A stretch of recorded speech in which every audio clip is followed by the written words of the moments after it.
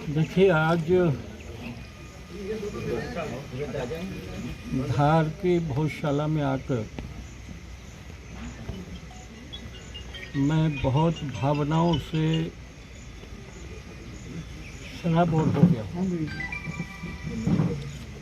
मुझे 30 साल पुराना मंजर आज बार बार याद आ रहा है। 1996 का 6 दिसंबर 96 को गंगा जल चढ़ाने के लिए इसी परिसर में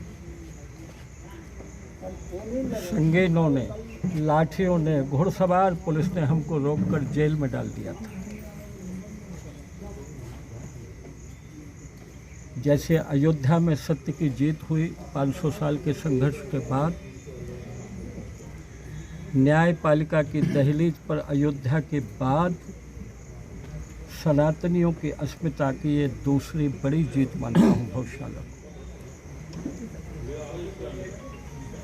और इसलिए आज मैं 700 वर्षों तक जिन सनातनियों ने संघर्ष किया भोजशाला की अस्मिता को वापस लाने, अपने मंदिर को वापस पाने के लिए, उन संघर्ष के योद्धाओं को और यहाँ के इस आंदोलन में 3 बलिदानियों को प्रणाम करने के लिए आया हूँ। हम कृतज्ञ हैं उस संघर्ष करने वालों को। बजरंग दल के राष्ट्रीय अध्यक्ष के नाते 7-8 वर्षों तक मैंने भी भोजशाला के संघर्ष की अगुवाई की। मैं इस देश की एक विशेषता मानता हूँ,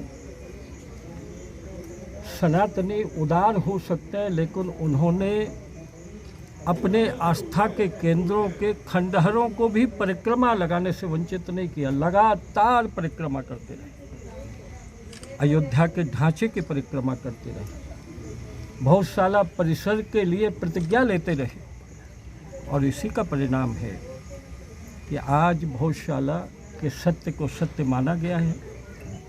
मुझे दुख होता है कि मैं उत्खनन जो हुआ, पुरातत्व ने यहाँ पर किया, उसमें हम जहाँ चल रहे हैं वहाँ नीचे हनुमान जी महाराज की मूर्ति को किस काल में दबाकर रखा गया। भगवान की मूर्तियों को जमींदोज करके रखा। यहाँ के आचार्यों के परिवारों को किसी काल में तलवारों से काट दिया गया, क्योंकि ये तो मालवा का नालंदा होता था भोजशाला। कितने अत्याचार हुए। और इसलिए आज मैं अभिभूत हूँ और मध्य प्रदेश के मुख्यमंत्री माननीय डॉक्टर मोहन यादव जी को हृदय से साधुवाद देता हूँ कि उन्होंने सरस्वती लोक बनाने की घोषणा की है। जैसे महाकाल लोक बनने से उज्जैन का कायाकल्प हुआ है, देश भर के लोग वहाँ आ रहे हैं।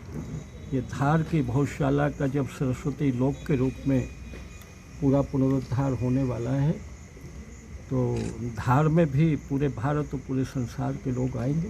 ये धार के वही कायाकल्प करने वाला होगा। सरकार ने बलिदानियों के परिवार को सम्मान दिया है, उसके लिए भी साधुवाद।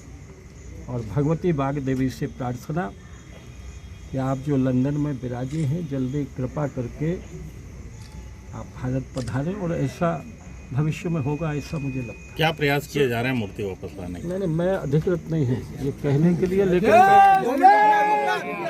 जयभान जी, अयोध्या के राम मंदिर को जो चढ़ावा की चोरी को लेकर आप क्या कहना चाहिए? उन्हें सजा मिलना चाहिए या नहीं मिलना चाहिए? देखिए, ऐसा है, योगी जी ने जो अयोध्या स्वयं जाकर एक बार घोषणा कर दी, दूध का दूध और पानी का पानी हो जाएगा, SIT का गठन हो गया, तेजी से कार्रवाई हो रही है। जिन्होंने पाप किया है वो शिक्षकों की ओर बढ़ गए हैं। थोड़ा धैर्य रखना चाहिए। एक तबका इस देश में ऐसा है, राजनेताओं का और तथाकथित अनसोशल मीडिया का, जो लोग सोशल मीडिया कहते हैं, एक नैरेटिव देश में खड़ा किया जा रहा है कि जो राम मंदिर हमने 2 लाख बलिदान और 500 साल के संघर्ष के बाद पाया, जिन राजनीतिकों ने मंदिर बनने के बाद भी भगवान से पीठ फेर कर खड़े हैं, आज तक दर्शन नहीं कर पाए, उनको बहुत चिंता हो रही है। कोई चोरी की घटना हुई है, कोई पाप हुआ है, तो उससे भगवान राम की और राम जन्मभूमि की महिमा को लांछित नहीं किया जा सकता है। ये देश के लोगों में नैरेटिव बनाने की कोशिश हो रही है कि लोग अयोध्या कम जाएं। उससे राम जन्मभूमि कलंकित नहीं हो गई है। इतिहास में कई लोगों ने इस तरह के पाप किए, उनकी जगह जेल में होती है, उनकी भगवान की अदालत में भी उनके फैसले होते हैं, कोई बच नहीं पाएगा।